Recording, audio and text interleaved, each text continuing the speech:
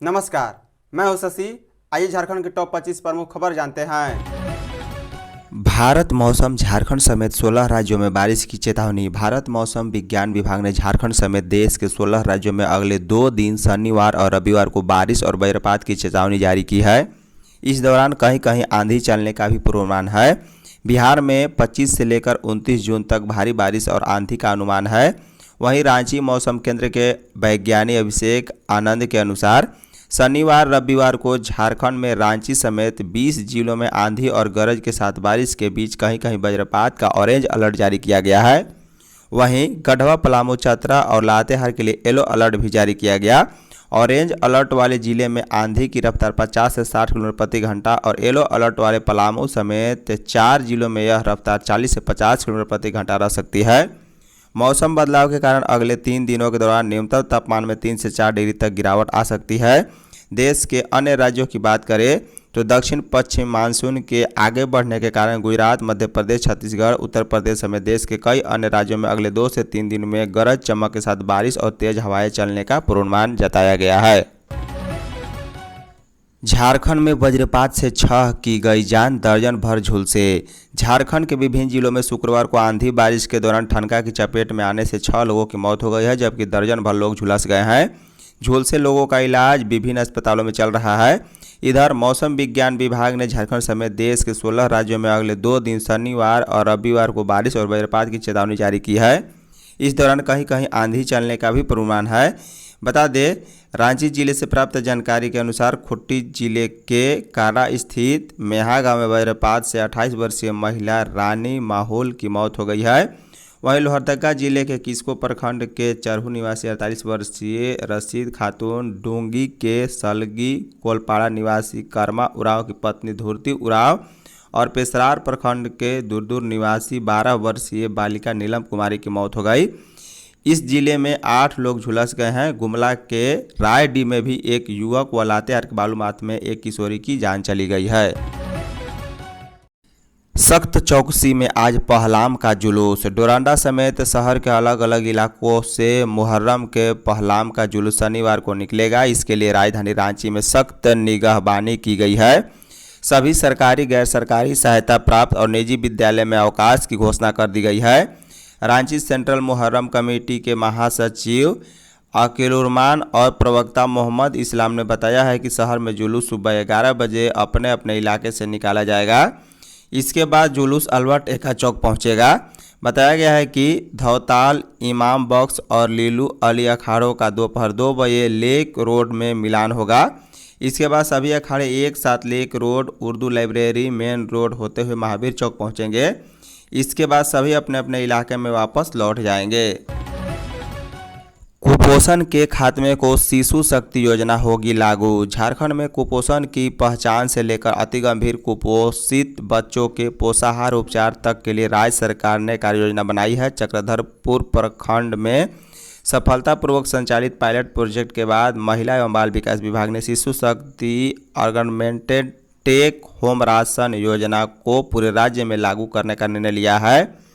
यह योजना अति गंभीर कुपोषित बच्चों के पोषण उपचार के लिए तैयार की गई एक विशेष रेसिपी आधारित कार्यक्रम है। इसके अलावा जन्म से 6 माह तक के छोटे शिशुओं में कुपोषण की पहचान और प्रबंधन के लिए विशेष कार्य योजना तैयार की गई। इसके तहत आंगनवाड़ी सेविका और सहायिका द्वारा संयुक्त गृह भ्रमण कर छोटे बच्चों में कुपोषण के खतरे का आकलन किया जाएगा और उनके परिजनों को प्रबंधन के लिए उचित परामर्श दिया जाएगा। कार्यक्रम के बेहतर क्रियान्वयन के लिए डिजिटल ऐप, मॉड्यूल एवं रजिस्टर भी तैयार किए गए हैं। बीते 26 मई को मुख्यमंत्री हेमंत सोरेन ने भी विभागीय योजनाओं की समीक्षा बैठक में उपरोक्त नई पहलों की बारीकी से देखा था। अस्पताल व्यवस्था को निर्णय लेंगे प्रभारी। राज्य के स्वास्थ्य संस्थानों को संसाधन संपन्न बनाते हुए मरीजों को बेहतर स्वास्थ्य सुविधा उपलब्ध कराने को लेकर बड़ा निर्णय लिया गया है। अब हर स्वास्थ्य केंद्र के प्रभारी अपने अस्पताल की व्यवस्था को सुदृढ़ बनाने के लिए पूरी तरह जिम्मेदार होंगे। अस्पताल चाहे सदर हो या अनुमंडल, CHC हो या आयुष्मान आरोग्य मंदिर, वहाँ के प्रभारी चिकित्सा पदाधिकारी वहाँ की व्यवस्था सुधार को लेकर पूरी तरह जिम्मेवार होंगे। स्वास्थ्य विभाग के अपर मुख्य सचिव अजय कुमार सिंह ने कहा है कि स्वास्थ्य संस्थाओं में हो रही व्यवहारिक परेशानियों को दूर करते हुए अधिकारों का विकेंद्रीकरण किया गया है। इसके तहत सभी केंद्र प्रभारियों को डीडीओ बना दिया गया है, जिसके बाद अब वह मरीज और संस्थान के हित में निर्णय ले सकेंगे, खर्च कर सकेंगे और व्यवस्था के लिए पूरी तरह जिम्मेदार भी होंगे। स्वास्थ्य विभाग के इस निर्णय के बाद केंद्रीय प्रभारियों को इन कार्यों के लिए न तो सिविल सर्जन की अनुमति लेनी होगी, न ही खर्च करने के लिए राशि मांगनी होगी। भाजपा 595 मंडलों में मनाएगा हूल दिवस। झारखंड भाजपा हूल दिवस कार्यक्रम सभी 595 मंडलों में मनाने की तैयारी में जुटी हुई है। हूल दिवस को सभी मंडलों में मनाने की घोषणा प्रदेश अध्यक्ष आदित्य साहू ने की है। आदित्य साहू ने कहा है कि इस बार हूल दिवस के अवसर पर भाजपा द्वारा झारखंड के सभी मंडलों में हूल क्रांति के अमर शहीद महानायक सिद्धू कान्हू चांद भैरव फुल्लो झानो की प्रतिमा पर माल्यार्पण किया जाएगा। साहू ने कहा कि आज़ादी की लड़ाई में झारखंड के जनजातीय समुदाय के महानायकों की महती भूमिका रही है। विपक्षी पार्टियां जनजातीय समुदाय के नाम पर केवल राजनीतिक रोटी सेकने का काम करती रही है। बता दें कि झारखंड भाजपा द्वारा 30 जून को अमर शहीद स्थल भोगनाडीह में आयोजित होने वाले हूल दिवस के भव्य आयोजन की योजना बनाई गई है। इसको लेकर प्रदेश अध्यक्ष आदित्य प्रसाद साहू द्वारा 9 सदस्यीय आयोजन समिति का भी गठन किया गया है। महाप्रभु जगन्नाथ 29 को जाएंगे एकांतवास में। रथ मेला आरंभ होने से पूर्व ज्येष्ठी पूर्णिमा के दिन 29 जून को जगन्नाथ स्वामी भगवान बलभद्र व माता सुभद्रा का महास्नान 29 जून को होगा। इस महास्नान के बाद महाप्रभु 15 दिनों के एकांतवास के लिए चले जाएंगे। इस अनुष्ठान के प्रारंभ होने के साथ ही जगन्नाथपुर रथ द्वितीया मेला की तैयारी आरंभ हो जाएगी। इसकी जानकारी देते हुए जगन्नाथपुर मंदिर न्यास समिति के उपाध्यक्ष सुधांशु शाहदेव ने बताया है कि 29 जून को दिन के 1 बजे यह अनुष्ठान आरंभ होगा। इस दिन मुख्य मंदिर से जगन्नाथ स्वामी भगवान बलभद्र और माता सुभद्रा के विग्रहों को मुख्य मंदिर से स्नान मंडल में लाया जाएगा।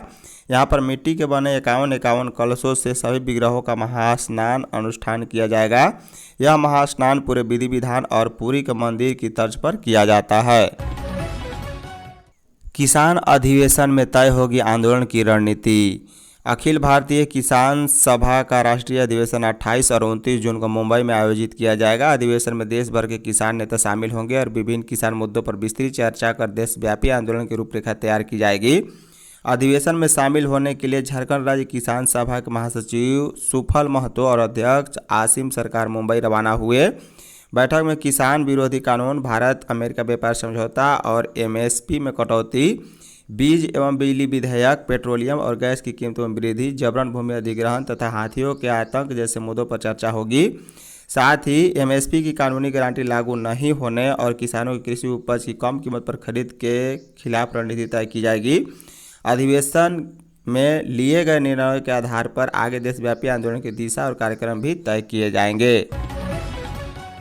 कोडरमा में धर्मांतरण की शिकायत पर पहुंची पुलिस। कोडरमा जिले के सतगावा प्रखंड के लक्ष्मणडीह गांव में शुक्रवार को प्रार्थना सभा की आड़ में कथित धर्म परिवर्तन कराने की शिकायत मिली है। मामले में ग्रामीणों की सूचना पर तुरंत पुलिस और प्रशासन की टीम गांव पहुंची और छापेमारी की है। इसके बाद दर्जन भर महिलाओं को पुलिस थाने ले गई। वहां सभी महिलाओं से पूछताछ के बाद शाम में छोड़ दिया गया। बताया जा रहा है कि इस काम में संलिप्त मुख्य आरोपी मौके से फरार हो गया है। जानकारी के अनुसार शुक्रवार को दोपहर में लक्ष्मणडीह निवासी महेंद्र राजवंशी के घर में एक विशेष प्रार्थना सभा का आयोजन किया गया था। इसमें दर्जनों महिलाएं शामिल थी। ग्रामीणों को जब इस योजना की आड़ में धर्म परिवर्तन कराए जाने का संदेह हुआ तब सूचना तुरंत सतगावा थाने को दी। इसके बाद सीओ केशव प्रसाद चौधरी और थाना प्रभारी बबलू कुमार सिंह पुलिस बल के साथ पहुंचे और पुलिस को देखते ही हड़कंप मच गया। मौके से पुलिस ने करीब 1 दर्जन महिलाओं को पूछताछ के लिए सतगावा थाना ले गई।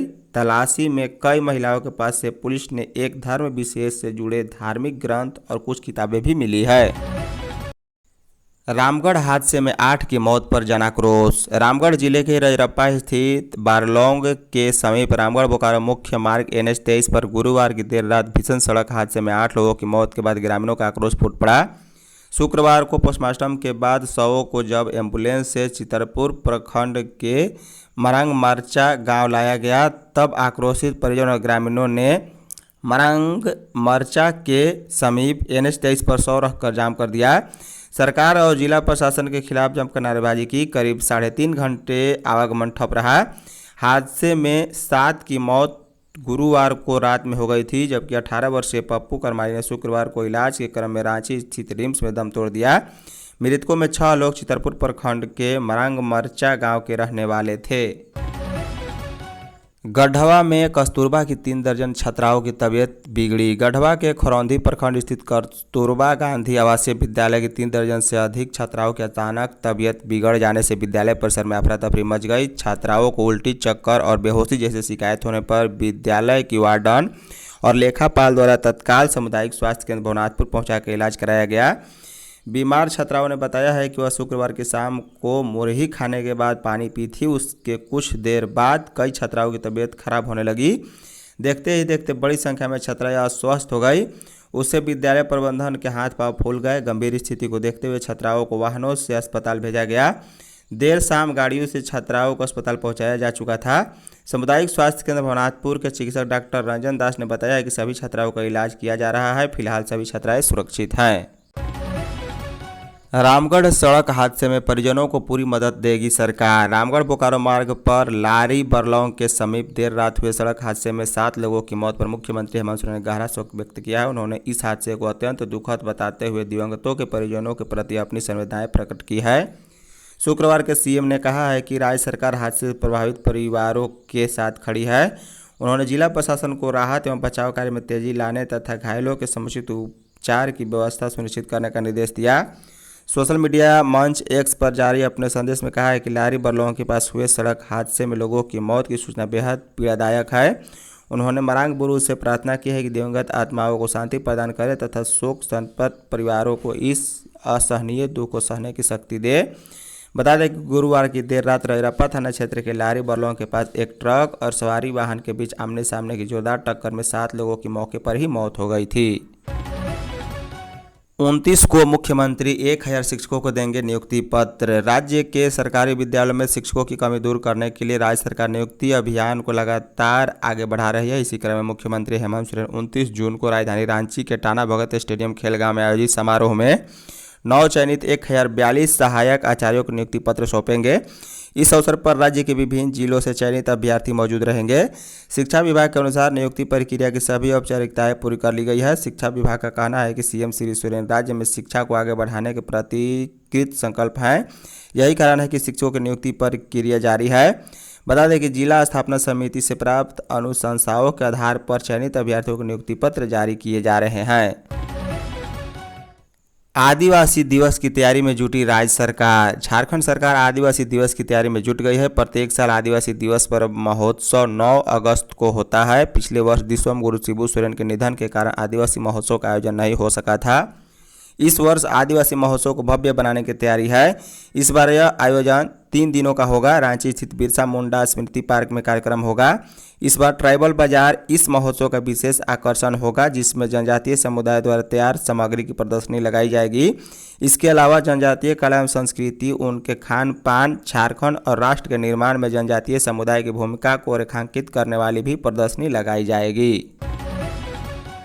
जैक बोर्ड 12वीं की कंपार्टमेंटल परीक्षा के लिए आवेदन शुरू। झारखंड एकेडमिक काउंसिल जैक ने इंटरमीडिएट 12वीं कंपार्टमेंटल इम्प्रूवमेंट एवं स्पेशल परीक्षा 2026 के लिए ऑनलाइन आवेदन प्रक्रिया शुरू कर दी है। वर्ष 2026 की इंटरमीडिएट परीक्षा में एक या अधिक विषय में अनुत्तीर्ण हुए छात्र या अपने अंक सुधार चाहने वाले विद्यार्थी अपने संबंधित विद्यालय के माध्यम से आवेदन कर सकते हैं। यह परीक्षा विद्यार्थियों को बिना अगले वार्षिक बोर्ड परीक्षा का इंतजार किए अपना शैक्षणिक वर्ष बचाने और बेहतर अंक प्राप्त करने का अवसर प्रदान करती है। धन्यवाद।